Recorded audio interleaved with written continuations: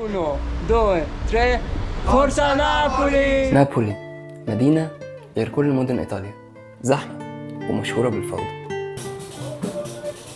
حتى ليهم لغة خاصة بيهم.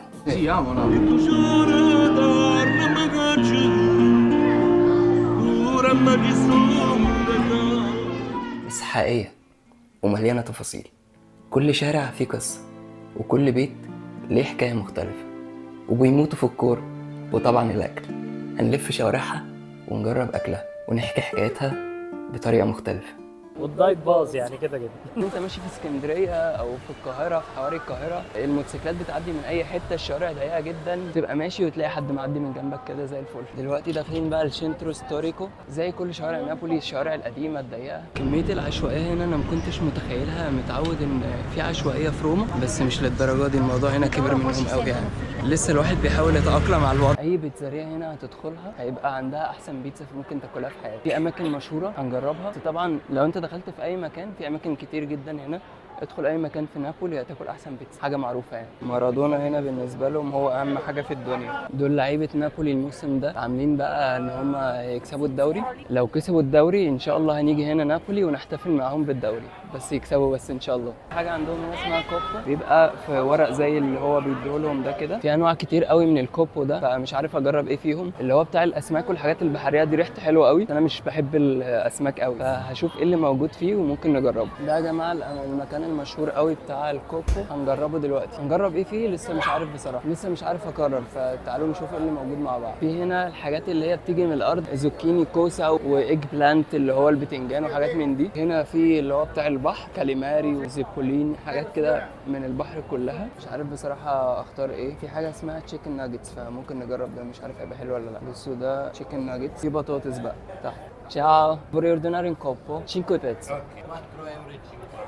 جراتسيا. الناس اللي بتحب حاجات البحر هتيجي تنبسط هنا يعني، بس انا ما بحبش الحاجات الاسماك قوي، فراخ احسن واضمن. نروح بقى نشوف مكان هادي شويه نقف فيه، نحط الكاميرا ونصور عشان ما فيش ولا مكان فاضي في الحته اللي احنا فيها دي. طيب جبنا اول اكله لينا في نابولي، ده الكوبو زي ما قلنا، بيبقى زي القرطاس كده، وبيبقى فيه بقى اي حاجه انت بتختارها.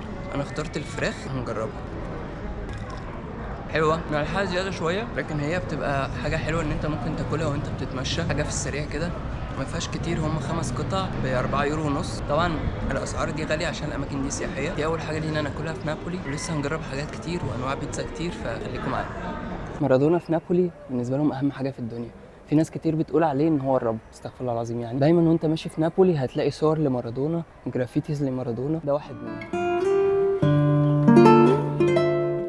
مش بس جرافيتيز على الحيطه، دايما وانت ماشي هتلاقي اماكن بتبيع صور لمارادونا، ميداليات لمارادونا. مارادونا بالنسبه لهم هو اهم حاجه، هو كل حاجه. تقريبا في نابولي بيحبوا مارادونا اكتر من الارجنتين. ستايل الشوارع هنا غريب قوي يعني، كله نازل على تحت كده يعني، تنزل سلالم سلالم سلالم. هي نابولي مبنيه على جبال كتير، طول ما انت ماشي ونازل طالع. غريبه، مش عارف يعني بيمشوا ازاي اصلا بالعربيات والموتوسيكلات. هنا الموتوسيكلات كتير جدا. بصوا هنا طبعا علشان الشوارع ضيقه جدا، اكتر حاجه بالنسبه لهم عمليه هي الموتوسيكلات، بس حتى الشارع هو كده شكله حلو برضو وفيه روح.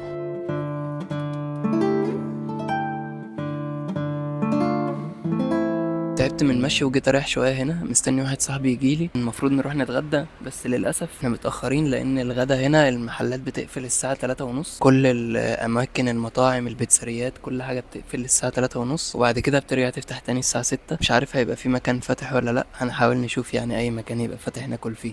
الراجل ده شايل حاجات البيت وطالع على السلم، تعبان يا عيني يعني. شوفوا جاي منين، السلالم قد ايه، هو جاي من تحت قوي كده وطالع كل ده.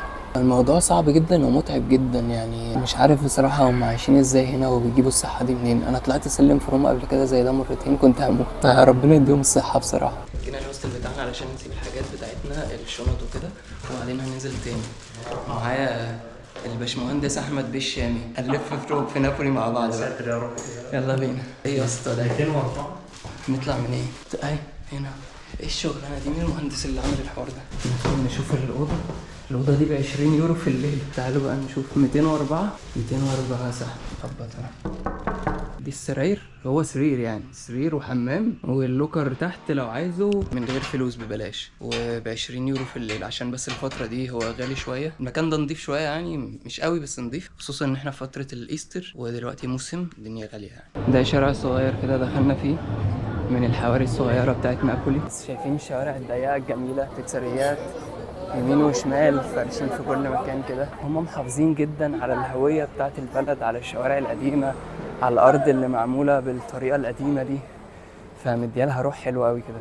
هنا بقى احنا هنروح على فيا توليدو، لان هو المكان الوحيد اللي فيه مسجد وانا عايز اصلي، فنروح على هناك بقى ان شاء الله. بصوا بقى ثقافه نشر الغسيل هنا في نابولي، تقريبا هي البلد الوحيده اللي انا جيتها ولقيتهم ناشرين الغسيل بالشكل ده، لحد ما بقت علامه مشهوره في البلد. اي حد عنده هدوم مثلا قديمه او كده بقى بيعلقوها بعرض الشارع كعلامه يعني على نابولي، وبقت من ضمن الثقافه وكده، بقت حاجه بتميز البلد وحاجه للسياحه. فهم جامدين بصراحه في ان هم بيستغلوا اي حاجه ان هم يعملوها جزء من الثقافه بتاعت البلد، وبحاجه بتجذب السياح. المشي هنا لوحده اصلا يعني البلد فيها روح حلوه قوي يعني، فيها روح اسكندريه بشكل كبير زي ما قلنا، وكمان عشان البلد قديمه يعني. شايفين الشوارع عامله ازاي، وكل مكان بقى ليه روح كده، فانت ما بتزهقش خالص من المشي هنا مهما مشيت. يوفي ميردا سافيتي سولو روباري يوفي اللي هي يوفنتوس مقرفين يعني او شتيمه يعني، هم بس بيعرفوا يسرقوا، هم هنا بيكرهوا يوفي كره العمى. في اسكندريه نفس المنظر كده، لما بتبقوا ماشيين في اسكندريه بتلاقوهم حاطين السمك كده، ده نفس الكلام، ده بتاع سمك برضو قاعد بيبيع وانت بتيجي تنقي عادي. هي اسكندريه اسكندريه يعني، بنفس كل حاجه، نفس التفاصيل، تحس ان انت في اسكندريه بالظبط.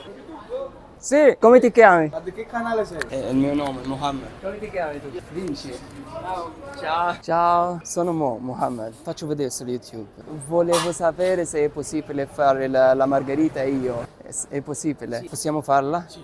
Grazie. احنا هنا في بيتزاريا اسمها بيتزاريا لايتزا، كان رحاليستا عمل لهم فيديو واتشهروا بعدها جدا في العالم العربي، ناس كتير جدا عرفته. هيخلونا نصور البيتزا وهي بتتعمل. هم عندهم بالنسبه لهم طبعا نابولي حوار.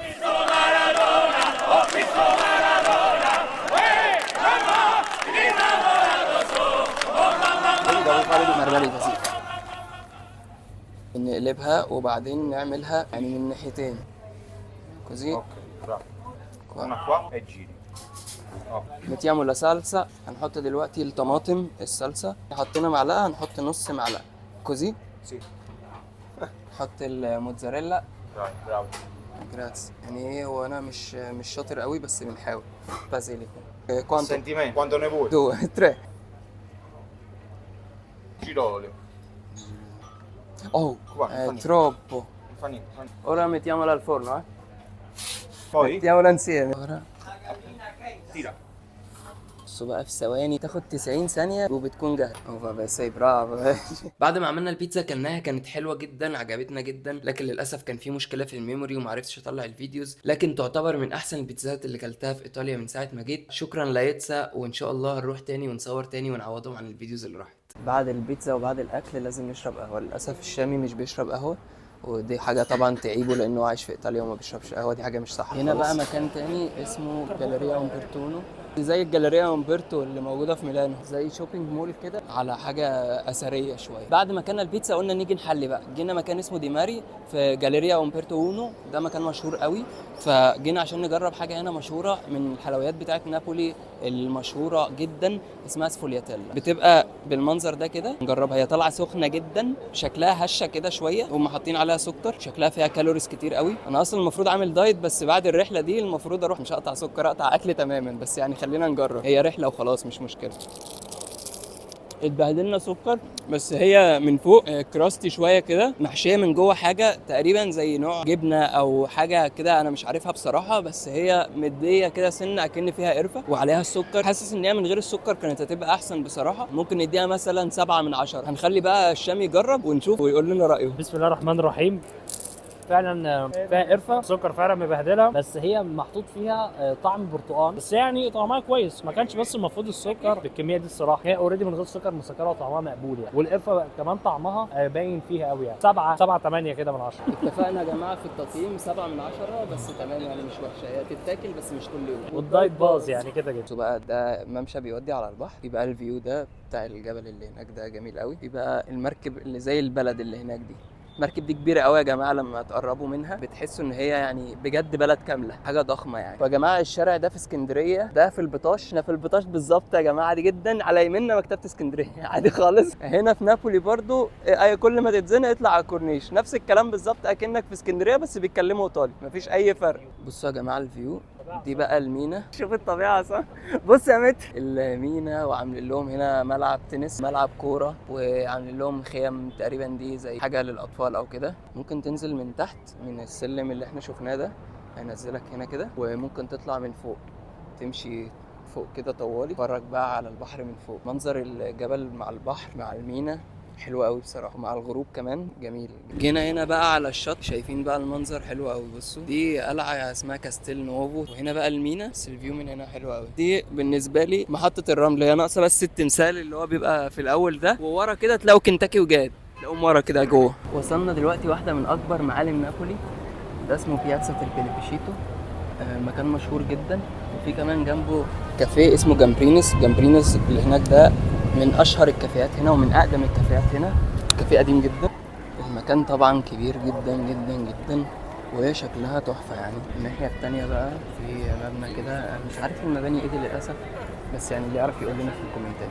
في تماثيل كتير كده تقريبا، الحاجات اللي هم حاطينها دي لان في حفله هتبقى معموله هنا اليومين دول، فهم بيعملوا ستيج تقريبا مانعين الدخول، ده تقريبا ستيج الحفله، وفي الغالب الحفله بتاعت بينو دانيال اللي هناك ده. نابولي حلوه قوي ان انت تيجي تتمشى فيها وكده، بس حاسس ان ممكن تخلص في يوم، تيجي يوم سريع تاكل بيتزا حلوه، تشرب حاجه، تلف شويه، تمشي على البحر شويه وترجع. يعني لو انت مثلا من روما ممكن تقضي يوم حلو قوي في نابولي، مش اكتر من يوم.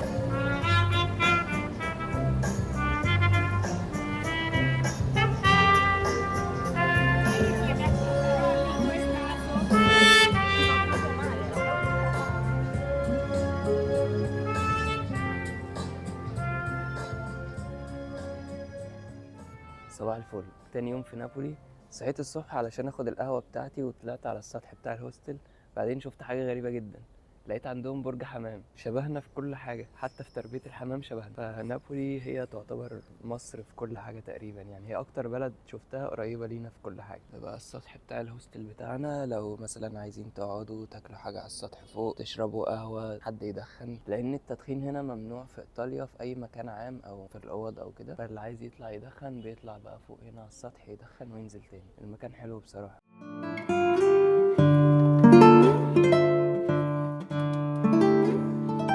دلوقتي احنا في احلى محطة في نابولي، احسن محطة مترو في نابولي، كيايا. شكلها حلو جدا. اول حاجة هي لونها احمر بالشكل ده كده، بعدين بصوا بقى الجمال اللي موجود هنا. بصوا القبة دي ما كانتش في طريقي، بس كان لازم اجيلها علشان اوريها لكم. شكلها حوار حلو جدا، من احلى المحطات بجد، فكان لازم نصور. وفي هنا صدى صوت، لما بتكلم بسمع نفسي. حوار لازم تيجوا لو جيتوا نابولي، لازم تعدوا على كيايا. تعالوا بقى نطلع ونشوفها من فوق، بيقولوا في حاجات اكتر. لما سمعت صوتي تحت اتخضيت، بس حوار يعني. هي جامده قوي، مبسوط ان انا شفتها، لان كنت هزعل قوي لو ما كنتش شفتها. هي فيها حاجات اكتر من كده كمان. شايفين يا جماعه احنا في متحف مش محطه مترو. بصوا التماثيل في كل مكان، بجد بجد تحفة، وكان لازم نيجي نشوفها علشان هي تستاهل ان احنا نجيلها مخصوص. فانا مبسوط ان انا جيت وشفتها وصورتها. من احلى الاماكن بصراحة اللي انا شفتها في نابولي، ومن احلى المحطات اللي انا شفتها في حياتي. دي تقريبا تعتبر احلى محطة مترو في العالم. دلوقتي هنخرج بقى وهنتمشى علشان احنا متأخرين، بس انتوا بتعدوا من قدام التماثيل وانت طالع اصلا. انا مش فاهم ازاي دي محطة مترو، يعني هم حتى عاملين محطة المترو عبارة عن متحف. خلوا الناس مش بس ان هم بيجوا هنا علشان يروحوا في الاماكن مثلا بتاعتهم او هو هيعدي عليها وخلاص زيها زي اي محطة، لا محطة ومتحف والناس بتجيلها مخصوص وكل حاجة. انا واقف بقالي نص ساعة تقريبا والباص ما جاش، طلعت اسوأ من روم. هو بيجي كل نص ساعة الباص، المفروض كان يجي من 10 دقايق بس هو ما جاش. هنفضل مستنيين، هنعمل ايه؟ ما قدامناش حل تاني. الباص اخيرا وصل، اخيرا مش مصدق نفسي والله العظيم. روما طلعت جميلة قوي. ركبنا الباص بعد ما وصل اخيرا وطلعنا الجبل علشان نشوف الفيو الوهمي اللي قدامكم ده، كاشف المينا وجبل فيزوفي وكاشف كل نابولي.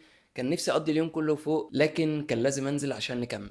خلاص بقى ونازل دلوقتي علشان في حاجه قالوا لي لازم اجربها، نوع من انواع الحلويات كده، هو على البحر، فهنروح دلوقتي على البحر نجربها ان شاء الله. بصوا بقى ده المكان اللي احنا جايين علشانه، اسمه شاليه تشيرو. هندخل دلوقتي ونشوفه، وبيقولوا في حاجه اسمها جرافا، بيقولوا لازم نجربها. بصوا دي الحاجات اللي هو بيقدمها، جرافا دي اللي احنا جايين نجربها، وفي كونو جرافا وبومبا زيفولا جرافيتو، ده زي سندوتش فيه شوكولاته وكريمه وحاجات من كده. احنا هنجرب الجرافا دي، هي يعني ابسط حاجه فيهم، طبعا مليانه سكريات، بس ان شاء الله هنعمل دايت لما نرجع باذن الله، اوعدكم. طلبناها يا جماعه، سعرها 2 يورو ونص. تعالوا بقى نجربها ونشوف طعمها حلو ولا لا. انا جرافا جراسيا، هي دي يا جماعه. تعالوا بقى نجربها. بصوا بقى ايه، هنجرب واقول لكم رايي.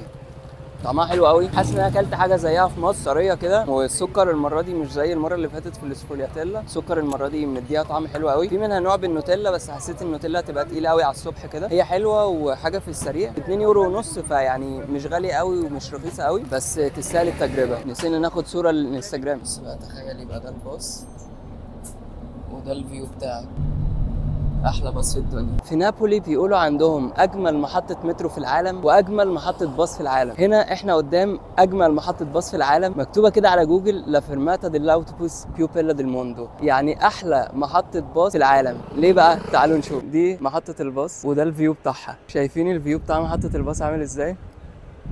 دي اشهر واحلى محطه باص على مستوى العالم، طبعا احلى محطه باص في العالم. بصوا كمان هنا، قولوا لي ايه رايكم، عندهم حق ولا لا؟ بص بقى تخيل يبقى الباص بتاعك جاي وتنزل منه على الفيو ده. احنا هنركب الباص كده كده يعني، ده الفيو بتاعك اول ما بتنزل من الباص. الفيو وهمي بصراحه، ويستاهل يعني، يستاهل ان هم يسموها احلى محطه باص على مستوى العالم، فطبعا عندهم حق. اكتر الحاجات اللي هتلاحظوها في ايطاليا دايما في المحطات بتاعه القطر والمترو، ان السلم النزول دايما عطلان وسلم الطلوع شغال، يعني مفيش غير سلم النزول اللي بيعطل. هما تقريبا بيوفروا عشان الكهرباء، انا شككت كده بصراحه، لان الموضوع بيتكرر بطريقه غريبه قوي. بصوا بقى دي محطه تانية من محطات المترو. محطات المترو في نابولي بصراحه حوار جامده قوي. السلم واقف. بصوا المترو ده صغير قوي، عربيتين بس، صغنون قوي. وهنا نكون وصلنا لنهايه رحلتنا في نابولي. اتمنى يكون الفيديو عجبكم. قضينا يومين في نابولي كانوا حلوين جدا، عملنا حاجات كتير قوي، ان شاء الله هنرجع تاني. اتمنى يا رب يكون الفيديو عجبكم، تعملوا لايك وسبسكرايب وشير. نابولي حبيتها جدا، الناس هنا حلوين جدا كشعب ومنفتحين جدا، ان هم بيتكلموا معاك، والبلد حلوه قوي. في ناس كتير قوي كانت بتقول عن البلد ان هي خطر وفيها مشاكل وكده،